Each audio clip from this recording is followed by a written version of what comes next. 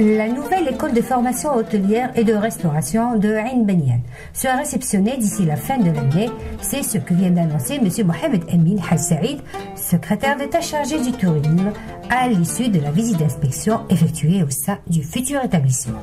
Cette institution de 880 places pédagogiques et devant accueillir la première promotion d'étudiants en décembre prochain s'inscrit dans le cadre de l'application du schéma directeur d'aménagement du tourisme à l'horizon 2025, appelé aussi le SDAT, qui prévoit le renforcement du nombre de structures de formation spécialisées dans le tourisme et l'hôtellerie dans le pays.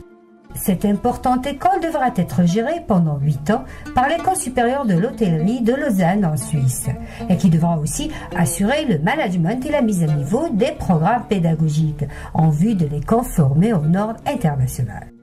Il est donc question de transférer le savoir-faire de cet établissement en formant des stagiaires et des formateurs susceptibles d'assurer la formation dans ce secteur exigeant en matière de qualité. Selon M. Haj Saïd, responsable du gouvernement, cette école a pour but de couvrir le déficit accusé en matière de formation hôtelière, mais aussi pour satisfaire une demande sans cesse croissante dans cette spécialité. De plus, l'Algérie ne dispose que de 180 établissements de formation, toutes catégories confondues. 4 relèvent du ministère du Tourisme et de l'Artisanat et 34 établissements du secteur privé. Le reste sont des CFPA. Nous sommes là donc au niveau de la future école supérieure de formation donc, hôtelière et de restauration de Ain Banyan. C'est une école qui est l'œuvre de la société d'investissement touristique, la société d'investissement hôtelier, la SIH. C'est une école qui sera réceptionnée lors du 4e trimestre de l'année en cours, du dernier trimestre donc, et qui va donner une capacité de formation additionnelle de 880 places pédagogiques. Ce qui est important de signaler ici, c'est que c'est une école qui sera gérée par une école de formation suisse. Et ça, c'est de très bon augure pour la formation hôtelière et touristique en Algérie, dans la mesure où il s'agit de l'école hôtelière de Lausanne, qui est connue mondialement. Elle va gérer cette école pendant 8 années, suite à un contrat établi entre les deux parties.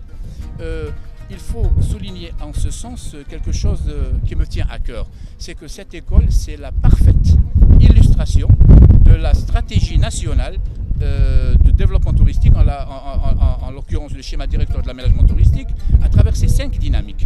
Je vous donne d'abord les dynamiques, c'est l'investissement, la formation, l'intersectorialité, le financement et la promotion. Alors l'investissement, c'est une société d'investissement hôtelier justement qui a fait ses preuves en construisant des hôtels de haut standing. Le Marriott de Tlemcen, le Sheraton d'Alger, celui d'Oran, et en projet le Marriott de Annaba et celui de Constantine.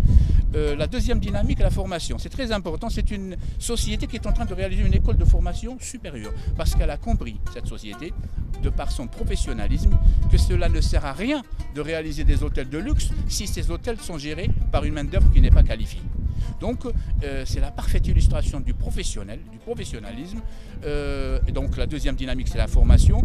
Et puis sachez aussi qu'au jour d'aujourd'hui, au moment où je vous parle, 50 000 lits sont en cours de réalisation au niveau national, vont être réceptionnés avant la fin 2014, vont créer 25 000 emplois directs qui nécessiteront une formation ou un recyclage.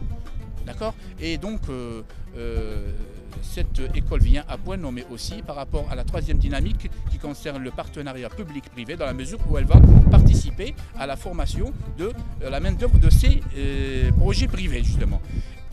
Ensuite, il y a la dynamique inhérente au financement. Eh bien, sachez que cette école est financée par le Fonds national des investissements et qu'elle comporte parmi ses actionnaires 3 banques ou 4 banques des plus importantes au niveau national. Quant à la 5e dynamique, qui est inhérente à la promotion, ce que j'ai dit, c'est que elle va être donc reflétée à travers vos caméras, à travers les ondes des radios, à travers les plumes des journalistes, et puis la boucle sera bouclée par rapport au schéma directeur de l'aménagement touristique. Le secrétaire d'État chargé du tourisme a pour sa part appelé au renforcement de la formation qui constitue la pierre angulaire pour la relance du secteur touristique en Algérie.